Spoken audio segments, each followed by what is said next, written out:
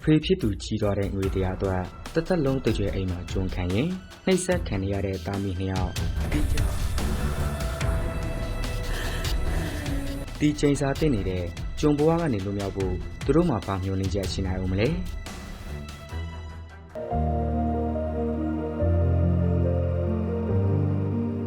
တခါတုန်းကအလွန်ဆင်းရဲနွမ်းပါတဲ့တာမိနှစ်ဦးရှိတဲ့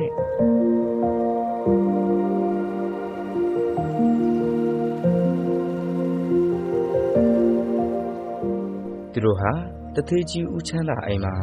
အိမ်ဖော်ဖြစ်နဲ့လှုပ်ပြီးနေထိုင်ကြရပါတယ်။ဦးချမ်းသာဟာသူတို့ကိုမညာမတာခံပြီးစိတ်ဆိုးတဲ့အချိန်တိုင်းသူတို့အသားမိကိုဒေါသကြီးစွာနဲ့ရိုက်နှက်တတ်ပါတယ်နဲ့လှုပ်နေရရှာတာပေါ့။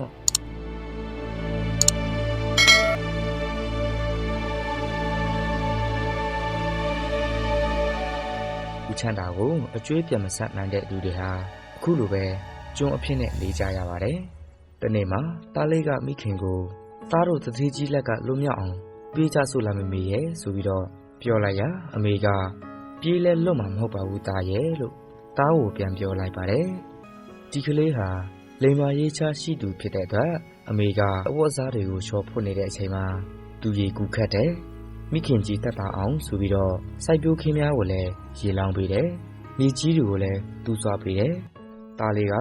တန်းနိုင်သမျှမိခင်ကိုကူညီတဲ့အတွက်စိုက်ပျိုးပင်တစ်ပင်တွေကအသီးနှံဟင်းသီးဟင်းရွက်ပိုးပြီးတော့အထွက်များနေတာပေါ့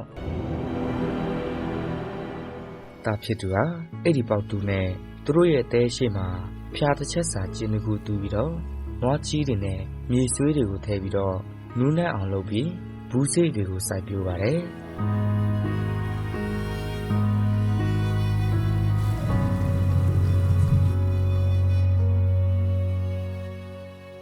ဘူးပင်တွေပေါက်လာတဲ့အခါမှာအလွန်တန်ပြီးတော့ဝလုံးတရာကုန်တဲ့အထိဘူးစင်ထိုးရပါတယ်။မကြခင်မှာပဲဘူးတီအလုံးကြီးတွေကပြုတ်သိပ်နေအောင်တီးလာပြီးတော့သူတို့သားမိနှစ်ဦးဟာနေ့တိုင်းဈေးထဲသွားပြီးဘူးညွန့်တွေကိုရောင်းစားတော့ဝင်ငွေတွေရရှိလာတာပေါ့။သူဟာစူးစားအားစိုက်ပြီးတော့အလုပ်လုပ်တဲ့အတွက်ဦးချမ်းသာရဲ့ငွေတရားကိုပြန်ဆက်နိုင်သွားပြီးတော့သူတို့သားမိနှစ်ဦးဟာကျုံဘဝကနေလွတ်မြောက်သွားခဲ့ပါတယ်။ဒီပေါက်တူတလက်နဲ့ကျုံဘဝကနေလွတ်လာအောင်လုပ်နိုင်တဲ့အတွက်လူများကသူ့ကိုမောင်ပေါက်တူလို့ခေါ်ကြပါတယ်။မောင်ပေါက်တူဟာသူ့ရဲ့စိုက်ပျိုးခင်းတွေကိုတူချဲပြီးတော့တီးနှံတဲ့ဟင်းသီးဟင်းရွက်တွေကိုလည်းတိုးလာအောင်စနစ်တကျပြုလုပ်တယ်။မစိုက်ပျိုးတတ်သူတွေကိုလည်းစိုက်ပျိုးတတ်လာအောင်တင်ကြားပေးတယ်။ဒီလိုနဲ့စင်းရဲသားတွေရဲ့ဘဝဟာချောင်းလည်လာကြပြီးတော့အဲ့ဒီချိန်မှစပြီးတော့ဦးချမ်းသာစီမှာအစေခံရတဲ့လူမရှိတော့တာပေါ့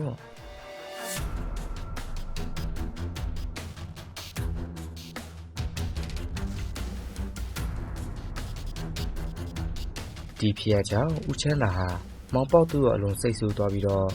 ငါပေါက်သူ့ကိုပြန်ပေးကွာဒါပေမဲ့မောင်ပေါက်သူကသူ့ကိုပြန်ပေးဘူးဦးချမ်းသာပေါက်သူ့ကိုပြန်တောင်းမရလို့မြို့ဝန်စီသွားပြီးတော့ငွေအတပြားကုန်းဖိုး1000ဘတ်နဲ့မောင်ပေါက်သူကိုအရေးယူဖို့တိုင်ကြားလိုက်ပါတယ်။မျိုးဝင်ကသူ့ကိုဂတိပေးပြီးတဲ့အခါမှာမောင်ပေါက်သူကိုပေါက်သူခိုးမှုနဲ့ထောင်အကျဉ်းချလိုက်တယ်။ခတ်လိုက်ပါတယ်။မျိုးဝင်ကတော့အဂတိလိုက်စားမှုနဲ့မျိုးဝင်ရာတို့ကနေပယ်ချပြီးထောင်အကျဉ်းချလိုက်ပါတယ်။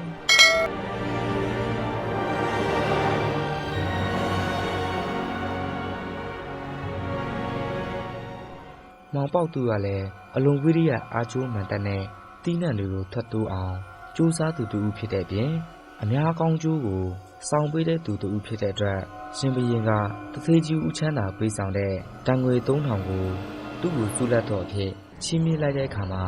မောင်ပေါက်သူတို့သားမိနှစ်ယောက်လည်းဝမ်းသာစွာနေအိမ်ကိုပြန်လာကြပါတော့တယ်။